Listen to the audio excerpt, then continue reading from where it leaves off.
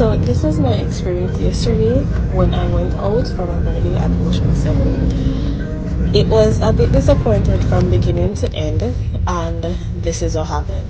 So from the moment I walked in, I wasn't even greeted while other guests were.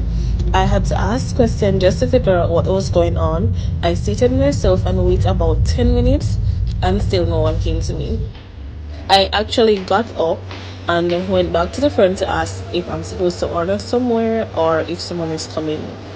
They said that someone would come, and still I had to wait. Eventually, a server passed by, asked me if I was getting through. I told her no. She gave me the QR code, and which is the menu, and then after that, she took my order. About 10 minutes later, she came back. She told me that there was no rice, so I had to change my order to two festival. Because initially I had ordered the rice with the honey jerk shrimp. Then, after that, I waited literally overall, I waited like an hour just to get the food. Right? Then it came out in parts. I got the shrimp first, then the festival, and then the strawberry macari, which to me I find pretty weird.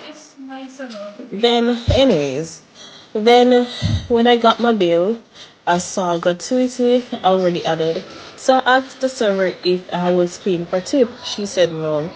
Never explained anything, never said anything else. She just said no. But it was literally on the bill. So, like, why would I be paying for tip when I didn't really have a good service? No one said, hey, are you willing to pay for tip or whatever? It just, to me, that was just not pleasing. The lack of greeting, slow service for communication, and confusion with the bill. Yeah, to me, it was a good experience. Not all. But overall, I did enjoy the boardwalk after I finished eating a my bill, and I did enjoy the view when I was up on the rooftop and stuff. But apart from that, inside the restaurant itself was amazing.